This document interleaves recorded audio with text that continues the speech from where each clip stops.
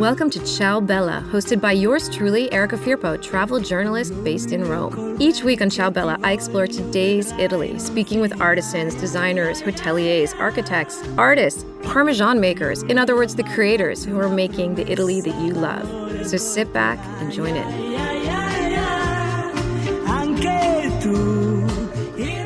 Hey, and welcome back. This is Erica, and today I am in Rome, but virtually I'm in Sicily.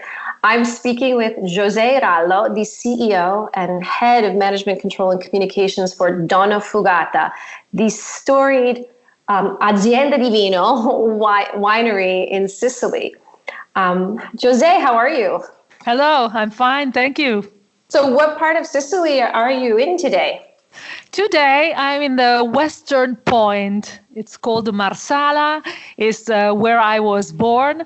And it's the location where we have the heart of Donnafugata, the old historic family wineries dating back to 1851. And this is where we refine our wines, where we have the bottling center, and when we have all the, the soft values of our winery, the family, the brainstorming center, the marketing center, the administration center, everything is here in Marsala.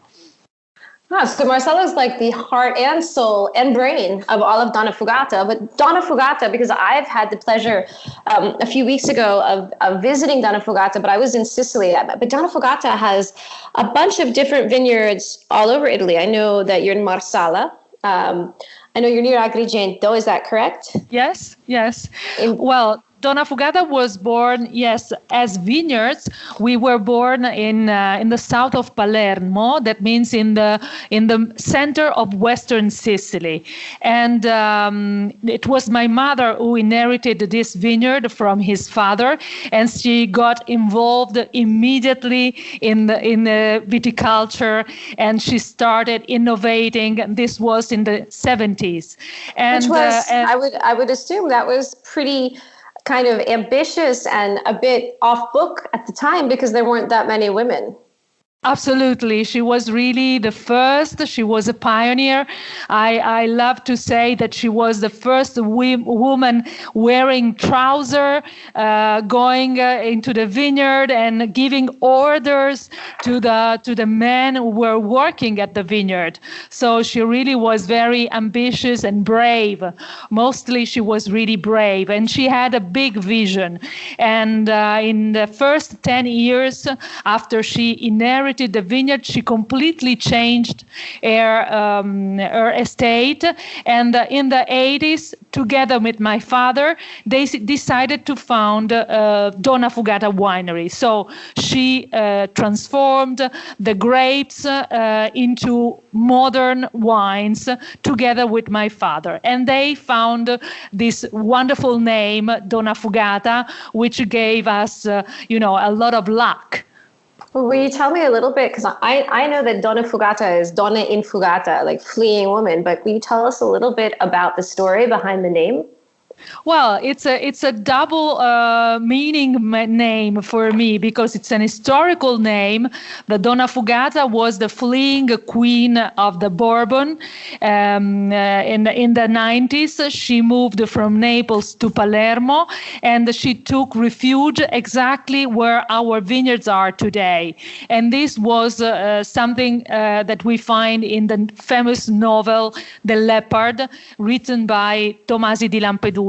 But the fleeing woman is also my mother. She changed her life. She was a teacher. She moved into the country. She became a viticulturist. And Donnafugata is always, the philosophy of our estate. We are always looking to the future. We are always looking forward. And that's why Donnafugata moved little by little from Marsala, from Contessa Entellina to other sites like Pantelleria, like Vittoria, like Etna. So tell me, how many, I know that now Donnafugata is a big deal and it's pretty much known all over the world. was this something, you grew up with this, you grew up with the rise of Donnafugata. Did you intend always to be part of the family business? Because I also know, and you can hear it in your voice, is that you're incredibly musical. Okay, so my story is a little bit special. I left my house and my family when I was 18 years old. I made my luggage and I said, bye. I don't know if I will come back. And I went to Tuscany because I wanted to find my way to be independent. This was my first purpose. So I won, how do you say, borsa di studio in English? Like a grant, or yeah. Yes, a grant. So I didn't ask €1 to my family for my university studying, and then after studying economics, I also started working for a very big American company, Accenture, consulting in information technology. It was for me really a great school, and then something happened in my life. I fell in love with a Sicilian man. Oh no! You got away from Sicily and then you found destiny in my life. I fell in love with a Sicilian man, and after 3 years, I had to call my father and say, "Daddy, what do you think? I would like to how do you say, sposarsi? Get married." To get married with a Sicilian man, and so I would like to come back home and work with you at Donnafugata. What do you think? Is it still possible? And my father, who had never asked me to work in the family business, was, of course, very, very happy of my decision. And for me, it was a choice. Wow. That's a pretty crazy story. I like that. It's full circle. And the crazier thing is your husband comes from, he's like, is he the fourth or fifth generation? No. My husband is completely outside the wine. It's your father's side of the family. Exactly. That's from the 1800s. Oh my goodness. So your husband is my husband is something craziest, because he is the musician of the family. He's very fond of Brazilian music, very fond of Brazilian percussion, and he brought me into this world of the Brazilian music, of the jazz Brazilian music, and I started being a soloist in a band, in a jazz band, with him and with his friends. And after a couple of years, I decided to sing my wines around the world. So I choose music pieces that I love, music song that I love, and that I think that can tell the story of the rhythm of my wines. So a samba is our sweet wine from Pantelleria, Ben Ryè. A jazz ballad is a big red wine like Mille e una Notte. And so we give concert and we sing, and I sing my wines around the world. So I just want to let the listeners know that these are not just little concerts, because I know that you gave a concert at the Acropolis in Athens this past May. Is that correct? Yes, this is really correct, and this is which is amazing. One of my favorite places in the world. It's really the mythical place where you want to be and be there as a protagonist. It has been, for me, one of the biggest emotions in my life. My importer in Greece told me for many years, why don't you come? Why don't you make a concert? Why don't you come? There's a lot of people who want to see you. And one day I decided to be very, aggressive. And I said, okay, if you bring me on the Parthenon, if you bring me on the Acropolis, then I will sing for you and our customers. And he did it. And he did it. He put me on the terrace of the Acropolis Museum, and with a finger, I could touch the Parthenon. Oh and gosh. I was singing, touching the Parthenon with one finger, and it has been really, really great. Great. That I would have loved to have been there. Was that something that you also, are these do you pair them with the wines? Is this also like a wine event where people are drinking your wines? Exactly, all the time. I never sing without wines. So the people have my wine in the glass, and I will tell them the story of the wine. For instance, a fresh and fruity Grillo, like Sur. I will sing a light samba, fast samba, just to tell them how lovely is the wine they have, how crispy, how so I try to underline the characters of the wine through the music that I choose, and this started many years ago because I began in Blue Note in New York in 2000 and. I think 2005, and that was my first big experience. Of course, singing where Toots Tillemans had played, or I don't know what kind of great musician had been before me, and we had two sold out at New York in Blue Note. Wow! Now, I mean, this is super duper cool. Like, I think it's some of the best, two of the best things that I could think of. Wine and Brazilian music, and I love the fact that you're telling the story of wine through this music. As I was saying, I was in Pantelleria and I visited Donnafugata, and one of the things I was captivated by the landscape there. And just to give everybody an idea, Pantelleria is it's an island about 37 miles to Tunisia. It's closer to Tunisia than it is to Sicily. It's called the Black Rock of the Mediterranean, and it has these beautiful, or Donnafugata, all of it is these kind of beautiful scaled, like a hill that scales down to the rocks, and you're growing wine in the conditions that are not necessarily the best, because from what I understand, it gets really windy and heavy rains. And so when I was at Donnafugata, they showed me how that you're still doing the traditional way of growing the grapes and taking care of the vines, these kind of holes or pits where the grapes are actually, like, they almost look like I would say shrubs, because instead of growing up, they're kind of pushed down into the earth. And I was there specifically for the Ben Ryè, but which I'd love for you to talk a little bit about. But when I was there, one of the things that I also learned was that you're very involved in cultural heritage and the eco-sustainability initiatives, and you're also involved, like you also have, I believe you have the Giardino Pantesco, which was my favorite place. I think I would love to just come back and live there. But which is something that is protected by UNESCO cultural heritage. Or UNESCO, it's part of the UNESCO patrimony. And I thought maybe we could just talk a little bit about the samba in relation to Pantelleria and how Pantelleria and growing grapes there isn't the easiest. But so I'm interested in learning about the samba and the Ben Ryè. Yes. Pantelleria is really a wonderful place in the middle of the Mediterranean, but it's between Europe and Africa. So it's really a mixture of culture that we can find in the island. All the names coming from the Arabic language, like Ben Ryè, which means the son of the wind, because of the windy island.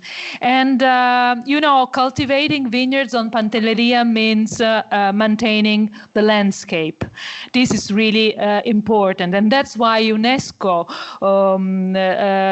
gave this award to this wonderful landscape, because we have the walls made by hand with lava stones that protect the terrace and hold the landscape.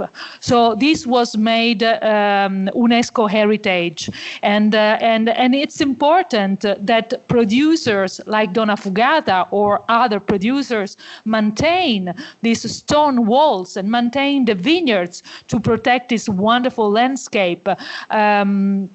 So it's really important to focus on excellence. Ben Ryè, it's a sweet wine made from dried grapes. It's an elegant wine, it's sweet, but it is fresh. It's a top quality wine. And this is very important because we need a lot of quality to pay this type of viticulture. We call it heroic viticulture. We call it extreme viticulture. It's only manual. On the terrace, there is only manual labor. So you must think that cultivating on Pantelleria means a cost 4 times a normal vineyard. Oh, wow. 4 times a normal vineyard. Yeah. And this is really... Well, I know, just to give everybody an idea what you mean about manual labor. So when I was there, they were still harvesting. And so I'm going to and you can please step in anytime as I try to colorfully describe what I saw, which was hand picking every single grape, hand cutting. And then the grapes would be laid out on these kind of screens. So they'd be laid out on the screens to dry, then turned over to dry again. And it was a process and they'd be done in stages. And it was a process that the drying process, I think, was taking 3 weeks. I know Anna is going to try to make sure I was listening, and I was, Anna.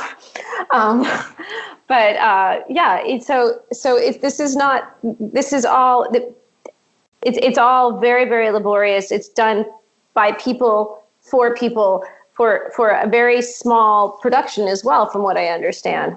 This is a perfect story that you are telling about the care that our people are doing to the clusters, to the vine, to the clusters, to the drying process. It's something that I used to say that these people are like babysitting the clusters, no? The way they harvest and they control and they skip the single berry, and then they lay down the clusters on the rackets, and then they turn the cluster on the rackets during the drying process, and then they clean again the cluster before destemming. This is really so I mean, we can say labor intensive, but also mind intensive. How can I say in English? Because you must pay attention. You must do it with the purpose of gathering the top quality grapes for this kind of wines.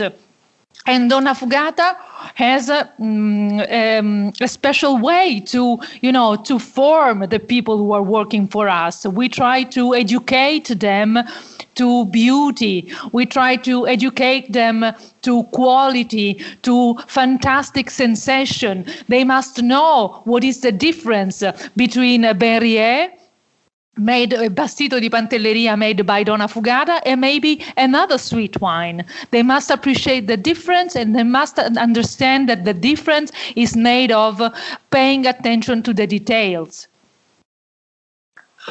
I think what I found when I was there was that is so that transmits. When I was there, I talked to, I can't remember his name.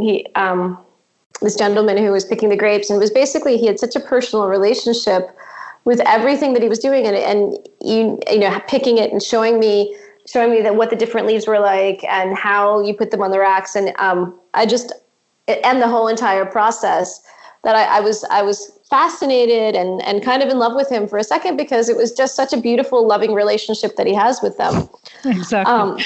But I also know one of the things when I was there, we also were at a concert. This incredible pianist that was playing, who was playing, who did a night of Mozart, and it was not like we sat down and listened to a concert. We listened to a story that was being told, and I know that these concerts that you're organizing it was not just a one-off. I know there are different cultural things that you're doing at your vineyards as well. Can you tell me a little bit more about them?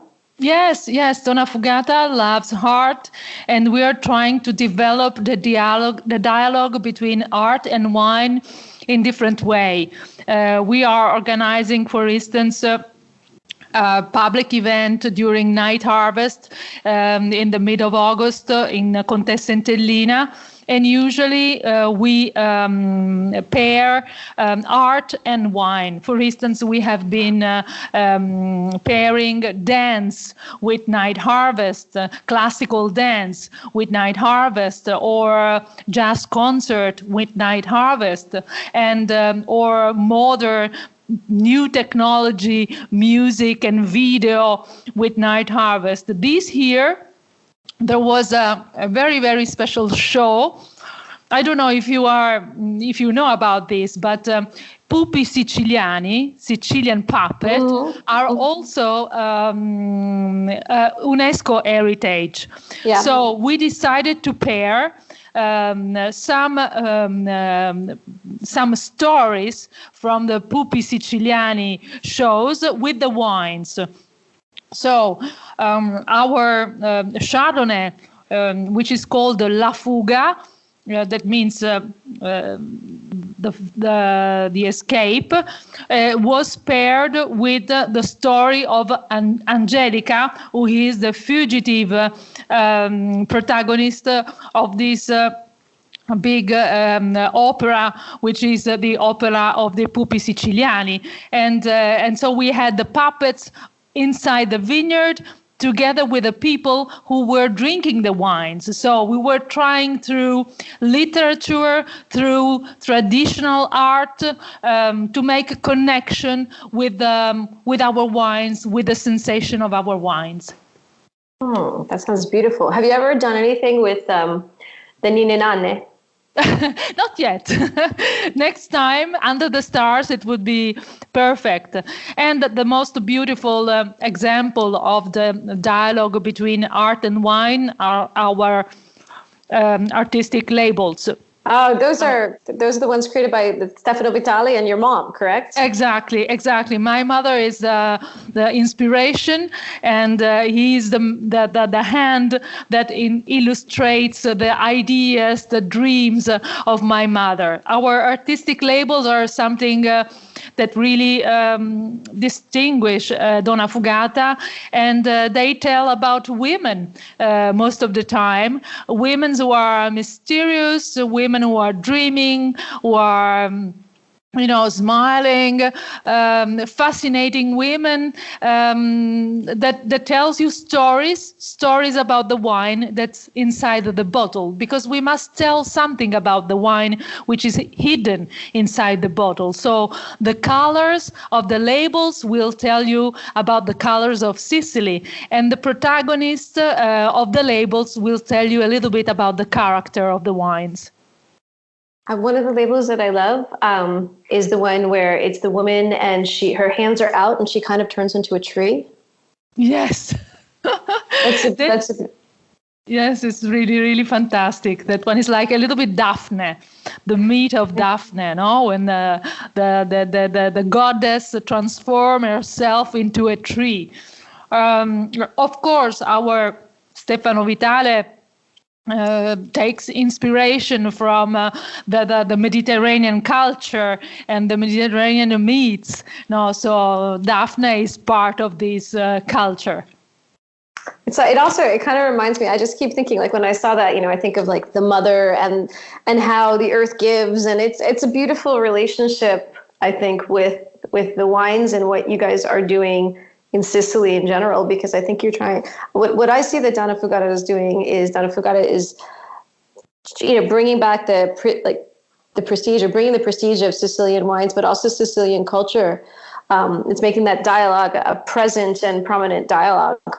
Yes, I think that Donnafugata has always interpreted not only the traditional values of our island, of our culture, which are a lot, is very rich, is very beautiful, enchanting, but we are trying also to be innovative. So we are always being in these two souls, now bringing together these two souls. My parents were in love with Sicilian literature, and so they choose Donnafugata as the name of the winery. But at the same time, They were traveling around the world. They were going to California in the 80s. They learned about cold fermentation. My mother went to New Zealand and she learned about canopies. So they have been always comparing our culture, our knowledge to the world, and try to do the best for our territory, to explode, to enhance the potential of our beautiful land, Sicily. So what can anybody come? And you mentioned that you have public nights. Can anybody come and visit your vineyards? Is this something that's easily done, or is this something that would only be when you have a public event? Just in case any listeners, because I know everybody wants to come to Sicily. Everybody emails me and says, we want to go to Sicily. What should we do? And I always say, just eat. But and I would add drink wine as well. So if people wanted to come, could they come to Donnafugata? Is that a possibility? Yes, of course. In Marsala and on Etna, we are open all the year round. So it's necessary only to connect to our website and make a reservation. On Pantelleria Island, we are open only during summer from June to September. And what is typical of Donnafugata is that we try to organize different a type of tasting. Of course, we let the people visit the vineyards and visit the wineries and know some of our secrets. And they can have tasting only with wine or also tasting with food. And there will be typical Sicilian food like arancini or something like that, something very, very typical. So it's also meeting our wines, our culture, in one experience. Oh, that's great. Now, what about you and your music? Do you have plans in the near future to be traveling, to be playing at maybe Blue Note again, or where can we find you? I don't know. There's many requests, of course. Maybe Russia. Russia and maybe something in Sicily, but very, very special because I will play with the son of a very famous Brazilian musician, Irio de Paula, and we will play the same concert that I had played with his father 30 years ago. That will be a really big emotion for me. That sounds like it's going to be amazing. I'd love to know more about that. So when that gets on the list, please let me know. And also, if you decide, I think you should play at the Valle dei Templi in Agrigento, just in the big temple. Yes, this would be really great, really great. But I have time, and I like very much to think about a big project and to build a big project little by little, dreaming about them. I'm very passionate. I can tell. I can definitely tell. And I'm just going to tell everybody. I'm dealing with vines and wines, so I must be very passionate. Can I tell everybody what you told me before we started recording this call? Was that when we started speaking, you responded to me in German because you're also studying German for fun. Exactly, because I'm so much time. It will take me a lot of time, but I will do it. Well, Josè, it was really wonderful to speak with you, and I would love to share some of your music with our listeners. So when I can, I think I'm going to direct some people to hear some of your music. You will know. You will know. Perfect. Well, thank you so much, and have a great day in Sicily. Thank you so much to all of you. Thank you. I embrace you. Thanks. Bye-bye. Ciao. Ciao. Se eu deixar de sofrer, como é que vai ser para me acostumar? Se tudo é carnaval, eu não devo chorar, mas eu preciso me encontrar. Se eu deixar de sofrer, como é que vai ser para me acostumar?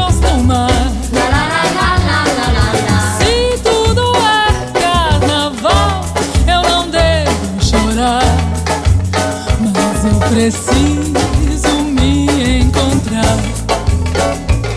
Sofrer também é merecimento, cada um ter seu momento, quando a hora é da razão.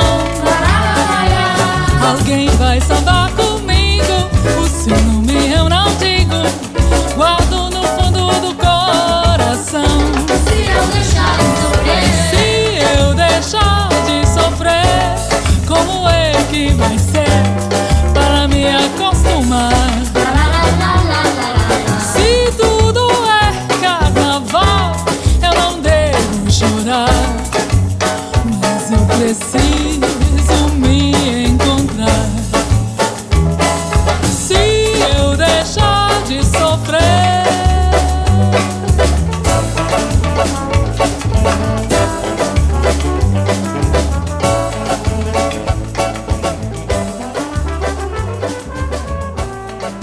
That was Ora d'Arasao, performed by Josè Rallo of Donnafugata.